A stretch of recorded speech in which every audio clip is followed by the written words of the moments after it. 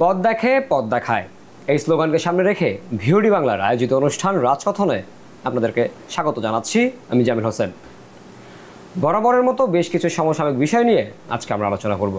আজকে আমাদের রাজকথনে যিনি অতিথি রয়েছেন তার সুন্দর একটা পরিচয় রয়েছে। তিনি ইসলামিক শ্রমিক আন্দোলন বাংলাদেশের assistant secretary general Mohammad Shah Jamal Uddin. VOD বাংলার রাজকথনে আপনাকে স্বাগতম। কেমন আছেন? আলহামদুলিল্লাহ। আপনার রাজনৈতিক যাত্রা কিভাবে শুরু হয়েছিল? এছাড়াও ইসলামী আন্দোলন বাংলাদেশের সাথে যুক্ত হওয়ার মূল প্রেরণা কে ছিল?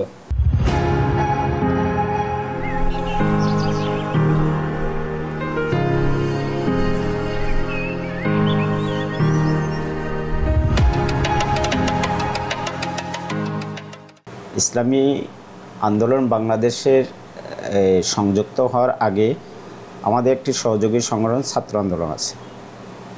আমাদের আপনি হয়তোবা অবগত আছেন, ইসলামী আন্দোলন বাংলাদেশের পূর্বের নাম ছিল ইসলামী শাসনতন্ত্র আন্দোলন, এবং ওইটার যে ছাত্র যে শাখাটা ওটার নাম ছিল ইসলামী শাসনতন্ত্র ছাত্র আন্দোলন।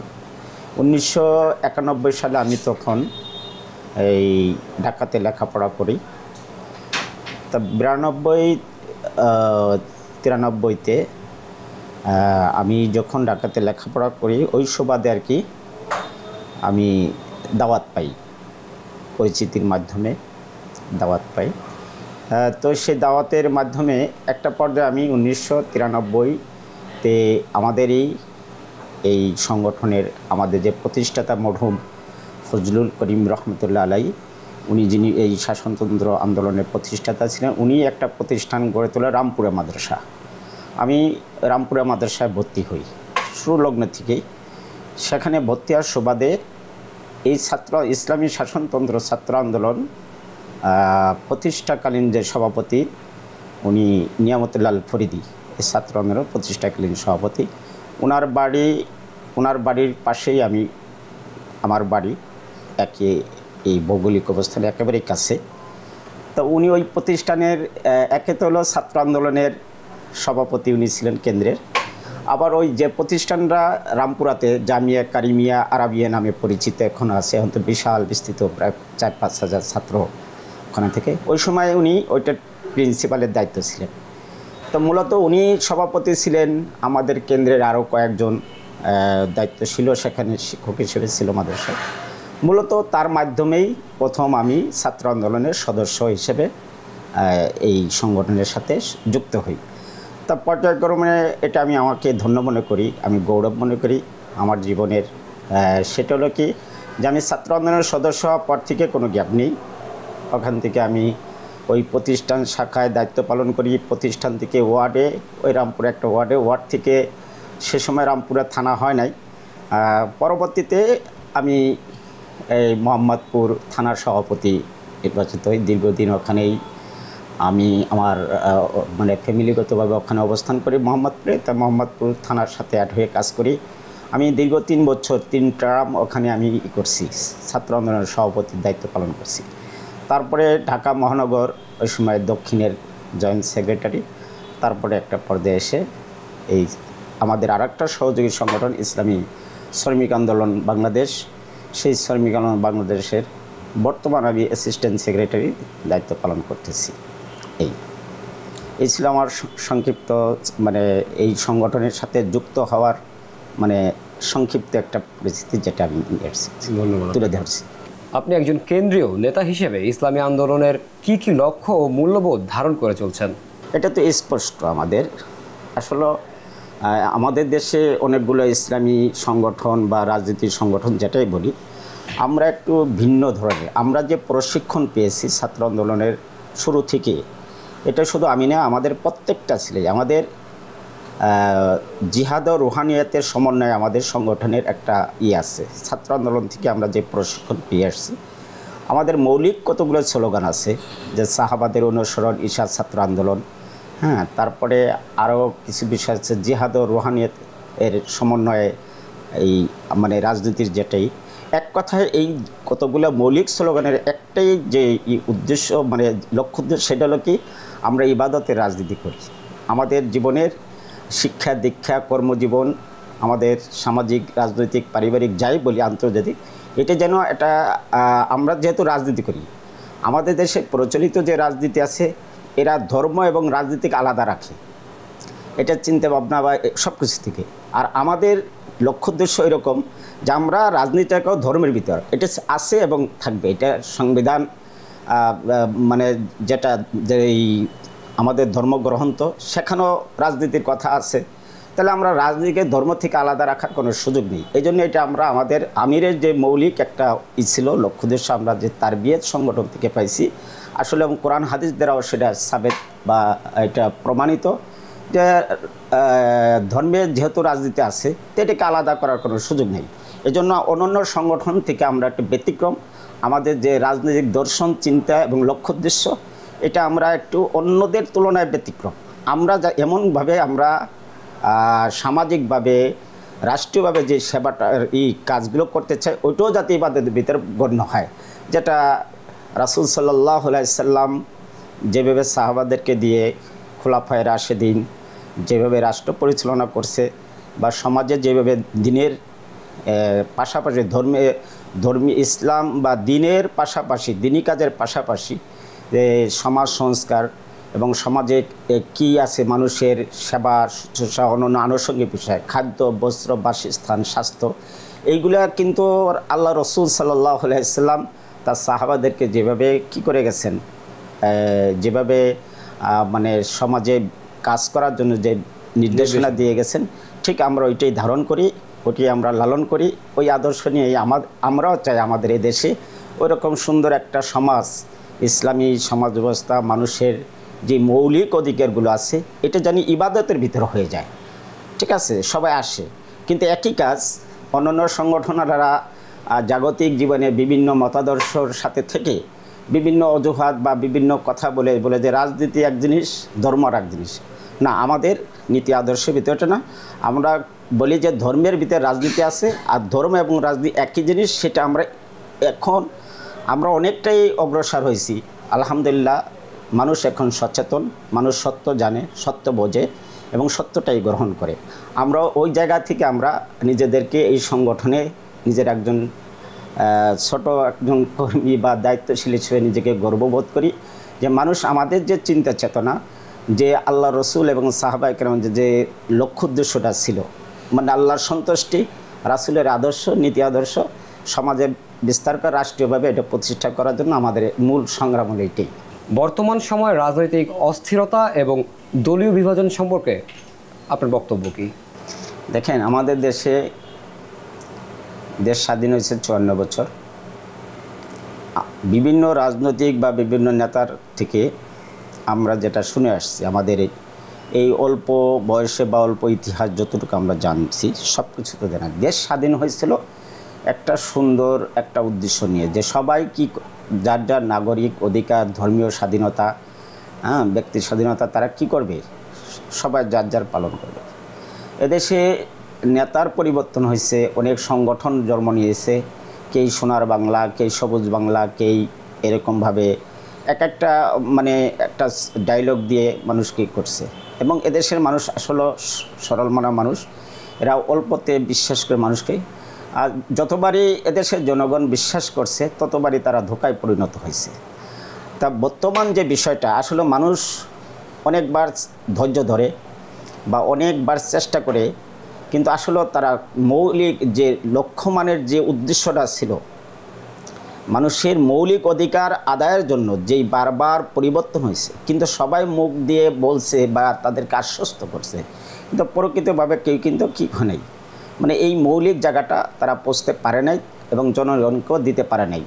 একটা পর্যায়ে এসে আমি মনে করি আজকের যে সংলাপ বা রাজনৈতিক যে একটা সমঝোতা সর্বদলীয়ভাবে আলোচনা, এটাও বা কম কি, এটাও কিন্তু বিগত 54 বছরের একটাবারও কিন্তু এরকম হয়নি।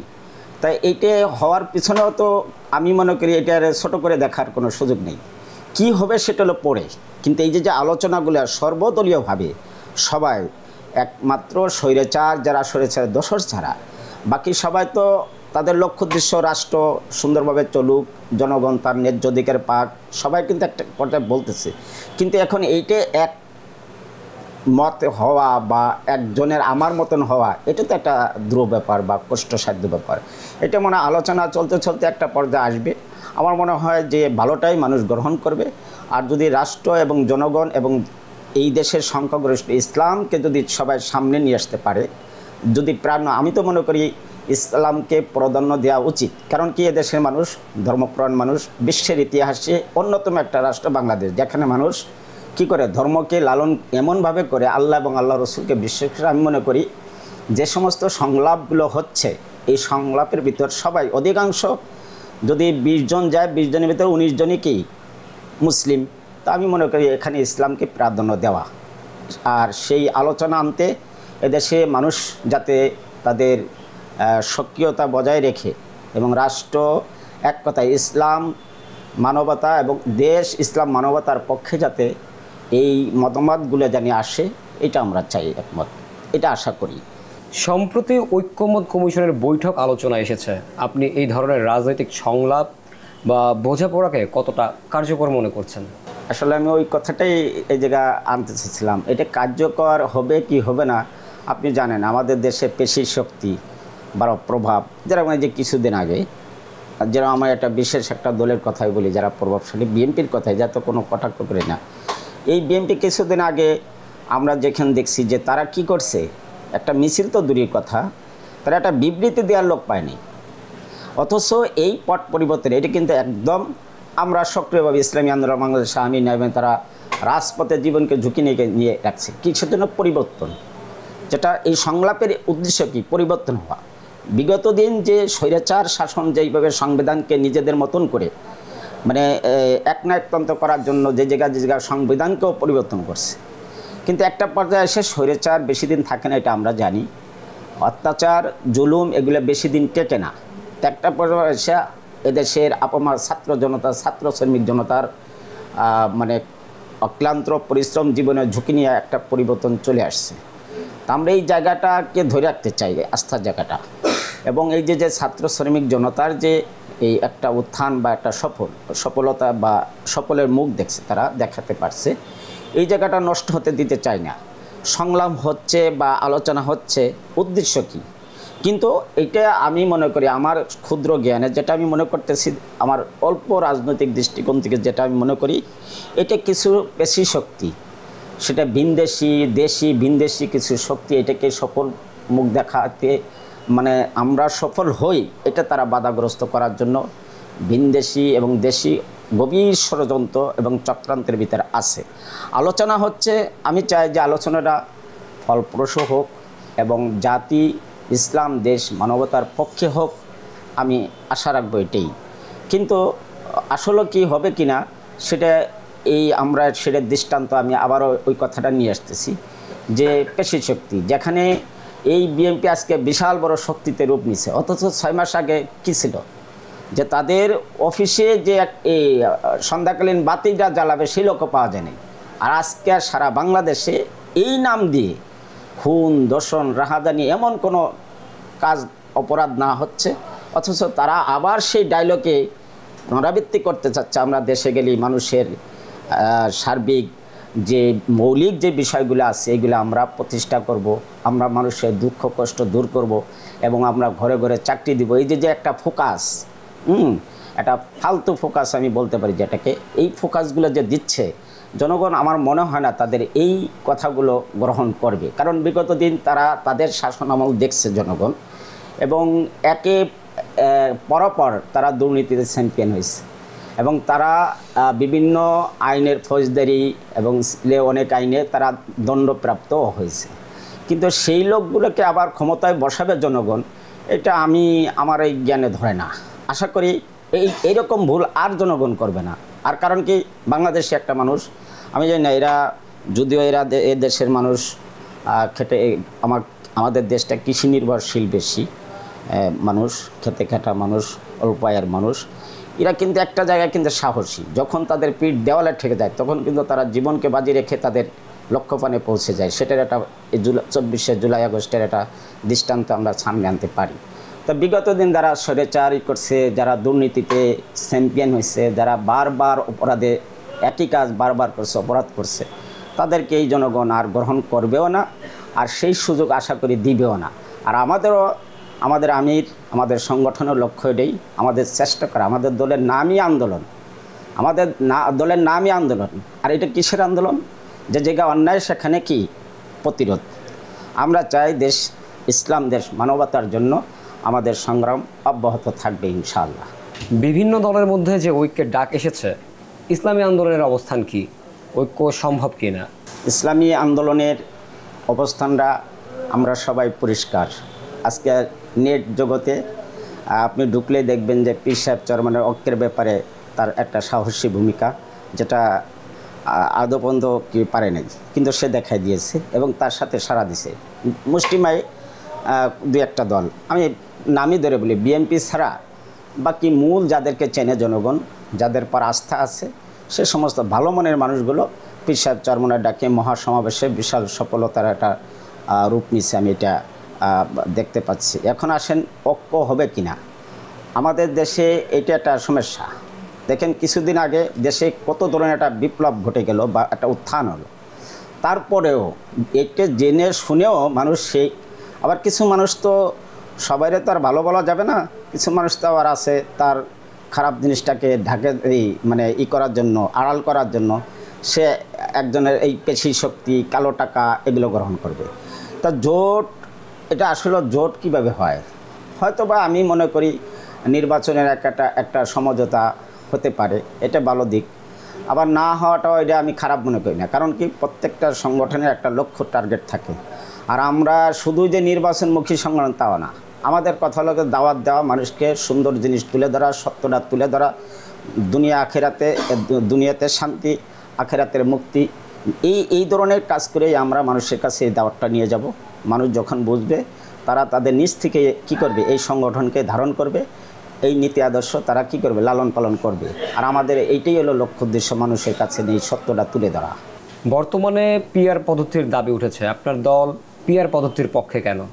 আমাদের পিআর পদ্ধতির পক্ষে একটাই, শুধু আমাদের দল না, আমরা যদি এই আমাদের দেশের সমীকরণটা নিয়ে আসি, সামনে জরিপটা নিয়ে আসি, শুধু মনে হয় এই দিনকে একটা লেখায় আমি দেখলাম একটা পত্রিকায়, 19টা দল কি চাচ্ছে, পিআর পদ্ধতি চাচ্ছে, আর 6টা দল পিআর পদ্ধতি চাচ্ছে না। তাহলে এই জায়গা ক্লিয়ার আপনি, তাহলে পিআরের পক্ষে। এখন কেন পক্ষে?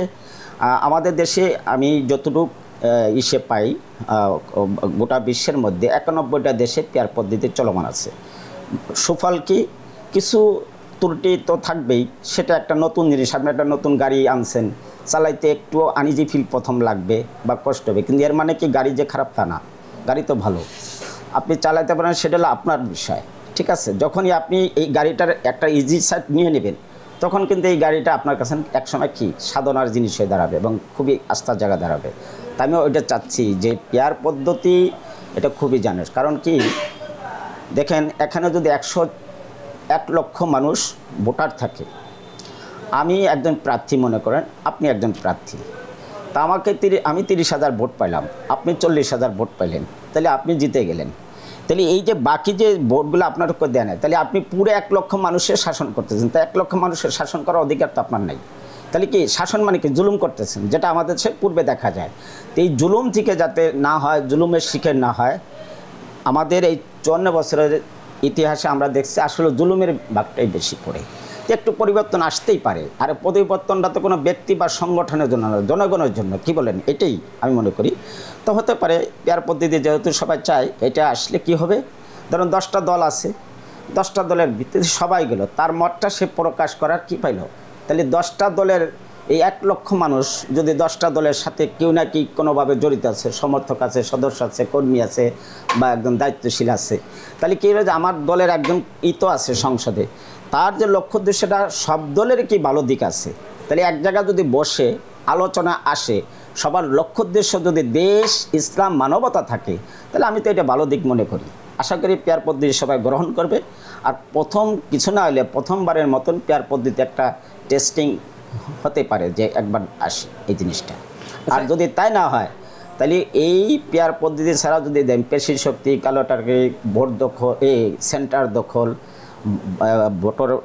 ভোটার বক্স ছিনতাই করা, ব্যালট পেপার চিন্তা করা, একাধিক ভোট দেওয়া, এই প্রবণতাটা 54 বছর মানুষ দেখে আসছে। জনগণ কিন্তু পেয়ার পদ্ধতি চায়, দুটো দিক লক্ষ্য করে। একটা হলো যে একটা ছোট দল সে কোনো দিন যাইতে পারবে না, কিন্তু তার দলের লক্ষ্য উদ্দেশ্য ভালো, সে যদি ওইভাবে একটা সংখ্যানুপাতিকভাবে তার একটা সংসদে যায় যদি তার দলের থেকে কথা বলতে পারে, আমি তো মনে করি এটা একটা ভালো দিক। আর সে তো কথা বলবে, আপনার উদ্দেশ্য যদি ভালো থাকে অবশ্যই সে ভালো উদ্দেশ্যটা গ্রহণ করবে। আর খারাপ থাকলে খারাপটা তো কোনোভাবেই গ্রহণ করবে না, আর খারাপ চিন্তা নিয়ে তো ওখানে কেউ যাওয়ার সুযোগ পাবে না। তো আমারও কথা এটাই যে পেয়ার পদ্ধতি এটা 19টা দল চাইতেছে আর 6টা দল চাইতেছে না। তো এইভাবে গণভোটও যদি দেয় তাতেও তো পেয়ার পদ্ধতি আসে। তা প্রথমবারের মতন একবার হইলেও এটা টেস্টে আসতে পারে। আপনাদের মতে নির্বাচন কমিশন নিরপেক্ষ হতে পেরেছে কিনা, এছাড়াও একটি অবাধ সুষ্ঠু নির্বাচন কতটা সম্ভব বলে মনে করছেন আপনি? ভাই একটা জিনিস আমি কীভাবে বলবো, একটা নতুন মানুষ, তারা চিনি না জানি না, সে ভালো না চোর না ডাকাত, সে সুপি না কীভাবে। এই জন্যই তো আমাদের আমির এবং আমাদের সংগঠন থেকে বলছিল যে সে যে ভালো করবে, এই বর্তমান যে নির্বাচন কমিশনার তাকে প্রথম পরীক্ষামূলক কমসে কম স্থানীয় একটা নির্বাচন দেওয়া হোক বা একটা সিটি কর্পোরেশন নির্বাচন দেওয়া হোক। এটা তো আমাদের দলের একটাই আমি চাচ্ছি, হয়তো আর একজন এইভাবে চাচ্ছে না, কিন্তু আমি মনে করি উনি ভালো না মন্দ এখনও বোঝা যাবে না। ওনাকে একটা কাজ দিতে হবে, উনি যে কাজের ওনার হাতে যে জিম্মাদারিটা, ওনার উপর যে কাজটা ন্যস্ত করা হয়েছে, ওই কাজটা একবারের জন্য কিছু হইলেও কোনো একটা পরীক্ষামূলকভাবে ওনাকে দেখা হচ্ছে, তখন না একটা সঠিক কথা বলবে না ওনার দ্বারা হবে। আর না হলে এটা পরিবর্তন করা যেতে পারে, অন্য বিকল্প অন্য কে আসতে পারে, বা সেটা অধিকাংশ সংগঠনের মতামতের ভিত্তিতে আরও এটা যদি সংস্কারের দরকার হয় ওনারা পরিবর্তন করে আনা যেতে পারে। তবে এটা সত্য যে কমিশনার ভালো না মন্দ, চোর না ডাকাত না, উনি আসলে দেশের সাথে দেশপ্রেম বা জনগণের আমানত ভোট এটা উনি ওনার কাছে নিরাপদ কিনা, এই জন্য একটা পরীক্ষামূলক হলেও একটা নির্বাচন ওর দ্বারা করানো উচিত, তখন বলা যেতে পারে। আর সেই পরীক্ষাটা কি জাতীয় নির্বাচন না, ছোটোখাটো স্থানীয় নির্বাচন বা সিটি কর্পোরেশন নির্বাচন একটা দিয়ে টেস্ট করা যেতে পারে, যাতে করে সবাই জানতে পারে না ওনার দ্বারা হবে, উনি সাকসেস বা কিছুটা হলেও 70% হোক 80% একটা জরিপ করা যেতে পারে। জনগণের ভোটে আস্থা ফেরাতে ইসলামী আন্দোলন বাংলাদেশের পরিকল্পনা কি? এই জন্য তো পেয়ার পদ্ধতিটা আমরা এইভাবে নিচ্ছি, যাতে করে সঠিক ভোটটা। বিগত দিনে কিন্তু মানুষ 17 বছরে আমরা দেই 17 বছর জনগণ কিন্তু তার নিজের ভোটটা ভোট সেন্টারে যে দেওয়ার সুযোগ পায়নি। আর এটাই আমাদের সংগঠন বা আমিও ব্যক্তিগতভাবে মত দেই যে মানুষ যাতে সুস্থভাবে আমার ভোটটা যাতে সুষ্ঠু এবং সুন্দরভাবে সুন্দর একটা পরিবেশে দেওয়ার মতন একটা পরিবেশ যাতে হয়, এই জন্য আমরাও চেষ্টা করতেছি বা চেষ্টা চালাচ্ছি, বা আমাদের সমমনা আরও অনেক দল আছে তারাও চেষ্টা করতেছে অবাধ নিরপেক্ষ এবং সুস্থ একটা পরিবেশের মাধ্যমে, যাতে করে জনগণের ভোটটা সঠিকভাবে দিতে পারে, তার ভোটটা সে যেখানে ভালো মনে করে ভালো মানুষের বাক্সে দিতে পারে। এই জন্য আমাদেরও আপ্রাণ চেষ্টা আছে, আরও আমাদের পক্ষে অনেক সমমনা যারা আছে তারাও চেষ্টা চালিয়ে যাচ্ছে। যদি পিআর পদ্ধতি চালু হয়, আপনার দল কিভাবে নিজেদের প্রার্থী তালিকা প্রস্তুত করবে? এছাড়াও এতে কত শতাংশ অংশীদারিত্ব বদলাতে পারে রাজনৈতিক মানচিত্রে? না, এটা একটা জটিল একটা বিষয়, সেটা তো দলীয়ভাবে একটাই আছে। যেহেতু এখানে কাকে দিবে বা কিভাবে দিবে এটা তো এখন ক্লাসিংয়ের বিষয় না একটা জিনিস। তবে এখানে হলো প্রতীকের উপর, দলের উপর ভোট দিবে। ইসলামী আন্দোলন বাংলাদেশ হাত পাখা প্রতীকটা থাকবে প্রত্যেক সেন্টারে। এখন এই প্রত্যেক সেন্টারে ভোট আসবে কেন্দ্রীয়ভাবে একখান জমা হবে, একটা আসবে মানে জরিপ করে দেখবে কত % ভোট ইসলামী আন্দোলন বাংলাদেশ বা হাত পাখায় পড়ছে, সেই অনুযায়ী এতগুলো সেন্টারে যাবে। এখন কাকে পাঠাবে কীভাবে পাঠাবে এটা একমাত্র দলীয় সিদ্ধান্তের ব্যাপার। আমরা জানতে পেরেছি আপনি ফরিদপুর 2 আসনের মনোনয়ন প্রার্থী। এই এলাকায় আপনি কি ধরনের পরিবর্তন আনতে চাচ্ছেন? হ্যাঁ, আর আমি ইসলামী আন্দোলন বাংলাদেশ ফরিদপুর 2 সালতানগরকান্দা আসনে আমার দলের থেকে আমি ওই প্রার্থী হিসেবে হাত পাখা নিয়ে মনোনীত হয়েছি। আমাদের ইসলামী আন্দোলন বাংলাদেশের মোহতারাম আমির আমাকে ওখানে ঘোষণা দিছে, সেই হিসেবে আমি ওখানে যেই প্রাথমিক কাজগুলো আছে, আর আগের থেকে আমাদের ফ্যামিলিগতভাবে একটা ঐতিহ্য আছে, আমার একটা রাজনৈতিক পরিবার দীর্ঘ থেকে। আমার দাদাও ইউনিয়ন পরিষদে ছিলেন, দাদা না সরি আমার বাবা। তারপরে আমার এক ফুফা, সেও দীর্ঘদিন পরিষদের চেয়ারম্যান হিসেবে দায়িত্ব পালন করছেন। আমার মামার নানার দিক দিয়ে, আবার দাদার দিক আত্মীয় স্বজন আমাদের থানার ভিতর, আমার ফুফা, আমার মামা এবং আমার বাবার সবাই এই মানে ইউনিয়ন স্থানীয় যে এইগুলো আছে নির্বাচনগুলো, ওখানে থেকে তাদের একটা শোনা, আমাদের পারিবারিক একটা ঐতিহ্য আছে। দীর্ঘদিন তারা ইউনিয়ন পরিষদে বিভিন্ন জায়গায় বিভিন্ন আকর্ষণ করছে। সেই সুবাদে আমাদের, আমি আশা করি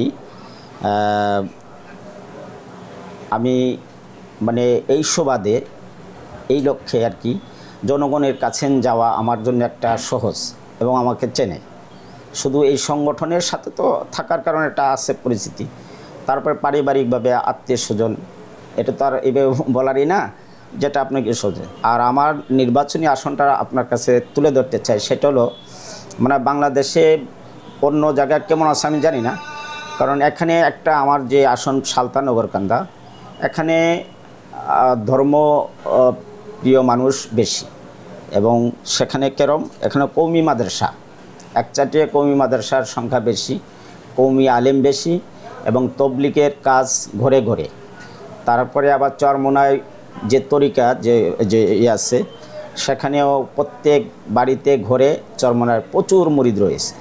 তো এখানে দেখা যায় কি, যদি একজন আলেম, যেহেতু পীর সাহেব চরমোনাই একজন আদর্শিক নেতা এবং সবার কাছে গ্রহণযোগ্য একজন ব্যক্তি, তো সেই সুবাদে ওখানে হাত পাকা প্রার্থী হওয়া, আশা করি ব্যাপক একটা আমাদের ভোট ব্যাংক তো আছেই, পাশাপাশি আলেম ওলামা, ওখানে অন্য কেউ এখানে কি পাবে না, অতটা পাবে না।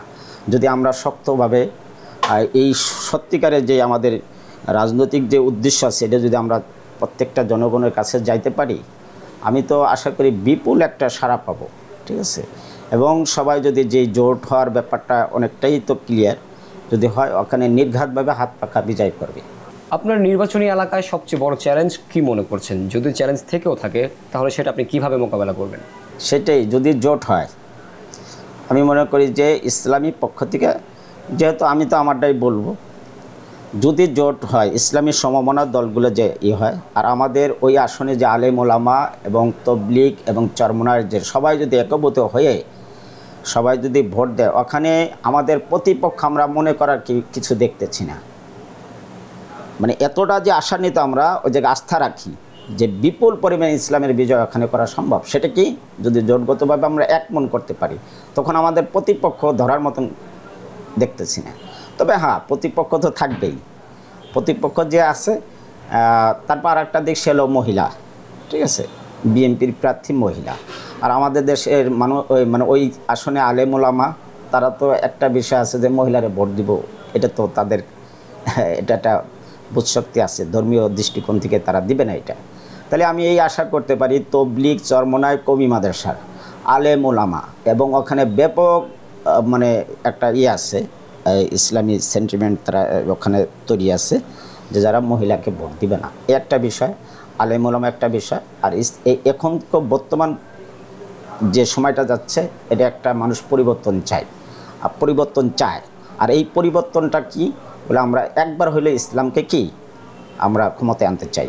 তা আশা করি ফরিদপুর 2 সালতানগরকান্দায় ব্যাপক একটা সম্ভাবনার এরিয়া। আশা করি যদি আমরা সবাই একত্রিত হইয়া যদি আমরা শক্ত অবস্থান থাকতে পারি, আশা করি ওখানে হাত পাখা বা ইসলামী আন্দোলন বাংলাদেশের প্রার্থী বিজয় হওয়ার শতভাগ আশা রাখছে আর কি। আপনি ফরিদপুর 2 আসনের মনোনয়ন প্রার্থী, ওই এলাকার বাসিন্দা আপনাকে ভোট কেন দিবে? হ্যাঁ, সেটা হয়তো কথা চলে আসছে। ভোটটার 2টা কারণ। একটা হলো যে দেখেন, পীর সাহেব চরমোনায় উনি সর্বজন এবং গ্রহণযোগ্য ব্যক্তি, এবং নীতি আদর্শের উপর অটুট অবিচল আছে। আর ওই এরিয়াটা আমি বারবার বলতেছি, আমাদের ওখানে ধর্ম মানে ভীরু মানুষ বেশি, এবং সারা বাংলাদেশে ওখানে 4 জন আলেম আছেন সারা বাংলাদেশে, যাদেরকে মানুষ অনুকরণ করে, ঠিক আছে। আর তারা যদি ওইভাবে ইসলামের পক্ষে, অবশ্যই তারা অন্য জায়গা দিবে না। আর বর্তমান সময়টা আপনি জানেন যে ইসলামের প্রতি মানুষের, বিশেষ করে রাজনৈতিক অঙ্গনে তারা একটা পরিবর্তনের হাওয়া লাগছে। আমি মনে করি যে সমস্ত আলেম ওলামা এক হলে ওখানে বিপুল একটা সম্ভাবনা দেখতেছি এবং সবাই ইসলামের পক্ষে ভোট দিবে। আপনার কাছে রাজনীতি কি? এটি কতটা সেবা আর কতটা ক্ষমতা? এটা দুটোটাই। রাজনীতির বিষয়টা অবশ্যই আমাদের তো উদ্দেশ্যে আমরা রাজনীতি করি ইবাদতের নিয়তে করি, ঠিক আছে। এটা তো জনগণের সেবা, ইসলাম, দেশ, মানবতা, দেশের, দশের এবং কি ইসলামের। এখানে দিনই ধর্মীয় দৃষ্টিকোণতে যদি দেন তাহলে ইবাদত, সেবা দৃষ্টিতে মানুষের জনগণের সেবা করার সুযোগ থাকে, আর সেবাটাও একটা ইবাদত, ঠিক আছে। আবার যদি যেরকম 10 জনের, সেটা হিন্দু, বৌদ্ধ, খ্রিস্টান যে ধর্মেই থাকুক, যদি এরকম কিছু জনকল্যাণমূলক কিছু কাজ করা হয় তাহলে সেটাও তো সেবা, আর সব কিছু মিলেই কি ইবাদত। তাহলে বিষয়টা তো এখানে পরিষ্কার। নতুন প্রজন্মকে আপনি ইসলামী আন্দোলনের পক্ষে কিভাবে উদ্বুদ্ধ করবেন? মানুষ এখন সচেতন, আর এখন স্যাটেলাইট মিডিয়ার যুগ। বিশেষ করে তরুণ এবং যুবকরা কি করে নেট দুনিয়াতে এই মিডিয়ার জগতে অতর্পুতভাবে জড়িত। বিগত দিন যতগুলো সরকার আসছে, রাষ্ট্রীয়ভাবে যেই করছে, তারা অনেক সময় ডায়ালগ দিছে, চ্যালেঞ্জ করছে। আসলে এই যুব শ্রেণীকে বা এই তরুণ প্রজন্মকে কিছু দিতে পারে নাই। পিসা চরমনায় একজন আদর্শিক নেতা এবং নীতি আদর্শ তার অটুট অবিচল থেকে এদেশের প্রত্যেকটা মানুষের মৌলিক যে দিকগুলো আছে, চাওয়া পাওয়া আছে, এটা সে দিতে পারবে বলে এটা সর্বশ্রেণীর মানুষ বা নতুন যে ভোটারগুলো আছে তাদের ভোটটা, প্রথম ভোটটাই হাত পাখায় দিবে। এটা আমরা মেট দুনিয়ার, শুধু আমরা না, শুধু এটা জনে জনে বা কানে কানে বা সর্বমহলে, হ্যাঁ, আমরা এটা ফিল্ডে থেকে আওয়াজ পাচ্ছি। আশা করি যে মানুষ সিদ্ধান্ত নিতে ভুল করবে না। এই ইসলামিক রাষ্ট্রে নারীর নিরাপত্তা ও শিক্ষা সম্পর্কে আপনার দল কি ভাবছে? এটা নতুন করে ভাবার কিছু নেই। দল যেহেতু ইসলামী সেন্টিমেন্ট বা এরকম আমরা ইবাদত মনে করি, তো এখানে নিরাপত্তার বিষয়টা অবশ্যই আমরা ওইভাবে যেটা মানুষের মৌলিক যে বিষয়গুলো, এটা একটা বিষয়, সেফটি, নিরাপত্তার বিষয়, ওটা দুনো দিক দিয়ে আমরা রাষ্ট্রীয় বা সামাজিকভাবে যেটা আছে ওটা তো আমরা গ্রহণ করি। আবার ইসলামী দৃষ্টিকোণ থেকে যেটা আছে আমরা ওইটা মানুষের কাছে তুলে ধরতে চাই, ভালো দিকটা, কেন এই নিরাপত্তা দরকার বা কিভাবে দরকার, সেটা আমরা সম্মিলিতভাবে সেটাকে আঞ্জাম দেওয়ার চেষ্টা করব। আপনার দৃষ্টিতে ভবিষ্যতের বাংলাদেশ কেমন হওয়া উচিত? একটি ইসলামিক মূল্যবোধ ভিত্তিক রাষ্ট্র গঠন সম্ভব কি না? এটা তো আসলে দরকার। আমাদের দেশে ভৌগোলিক এবং অন্যান্য যে জনগণের চাপ, যেমন 92% মুসলমানের দেশে, এখানে যদি এটা তো আরও আগে হওয়া উচিত ছিল। আরও এই বাংলাদেশ যে স্বাধীন হয় দেশ, আমি তো মনে করি তারপরেই এ দেশে হচ্ছিল, কারণ সংখ্যাগরিষ্ঠ মুসলমান। এখানে এদেশে ইসলাম যদি প্রতিষ্ঠা হয়, এটা তো আমাদের জন্য একটা লজ্জার ব্যাপার হয়ে দাঁড়ায়। তা মানুষ এখন অনেকটাই বোঝে, ঠিক আছে, ভালো মন্দ বোঝে, এবং এদেশে প্রায় 10 লক্ষের মতন হাফেজে কোরআন, এরকম হাক্কানি আলেম, যারা এদেশের আলেম বহির্বিশ্বে যায় তারা দিনই খেদমত দিতেছে। তা এদেশে যদি সবাই আমরা আসলে একমুখী হতে পারি, আমাদের কিছুটা গ্যাপ আছে একটা রাষ্ট্র পরিচালনার জন্য, যেই পর্যাপ্ত জনবল মনোবল, এই যে হয়তো গ্যাপ থাকতে পারে, কিন্তু ওই গ্যাপটা আমরা সাময়িক একটা অসুবিধা মনে করি, এটা থাকবে না। যখনই আসলে আমাদের দেশে নেতৃত্ব দেওয়ার মানে পীর সাহেব চরমনার মতন এবং আস্থাভাজন একজন নীতিবান মানুষ যখন রাষ্ট্রীয় ক্ষমতায় আসবে, তখন মানুষ, সাধারণ যে জেনারেল মানুষগুলো আছে, তাদেরকে মেনে তাদের অধীনে থেকে এই রাষ্ট্রীয়ভাবে সেবার যে কাজগুলো আছে এটা সম্ভব। এই জন্য আমরা মনে করি এটা উর্বর একটা বিষয় বাংলাদেশে ইসলাম প্রতিষ্ঠার জন্য। খালি কিছু মানুষের মানে একটু মনের পরিবর্তনটা যদি আসে, তাহলে ইনশাল্লাহ সবাই চায় ইসলাম, কিন্তু সবাই চায়, বিরোধী খুব কম। আগে যা ছিল এখন তো মোটেই নেই, না বলে কিন্তু ওই যে দলীয় কিছু আছে, আগে অভ্যস্ত মানুষ, এই অভ্যস্ত থেকে, এই বদ অভ্যাস থেকে ফিরে একটা সুঅভ্যাসে আসার জন্যই আমাদের দল বা আমাদের ইসলামের যে নীতি আদর্শ আছে, এটা আমরা বর্তমান প্রজন্মের কাছে আমাদের সর্বোচ্চ জায়গা থেকে চেষ্টা চালাচ্ছি যে আগামী প্রজন্ম যাতে দুনিয়ার শান্তি এবং আখিরাতের মুক্তি এবং মানুষের যে চাওয়া পাওয়াটা, এই জায়গাটা ধরে রাখতে পারি। নেতা হিসেবে আপনার দায়িত্ব কি, এছাড়াও আপনি জনগণকে কি ধরনের সেবা দিতে স্বাচ্ছন্দ্য বোধ করেন? আসলে নেতা বলতে এটা আমাদের রাজনৈতিক একটা ভাষা। যদি জনগণকেই যদি আপনি কি করতে চান, সেবা দিতে চান, তাহলে নেতা বলা যায় না, সেবক বলা যায়, খাদেম বলা যায়, ঠিক আছে।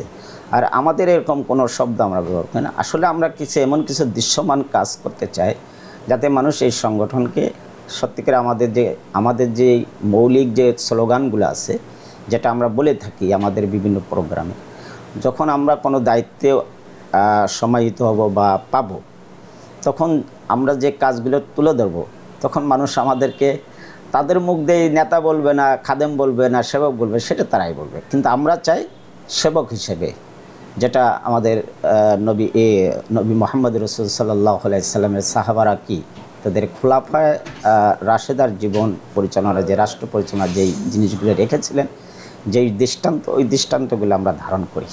এবং আপনি আস্থা রাখবেন এবং সমস্ত জনগণ আমাদের উপর আস্থা রাখবে।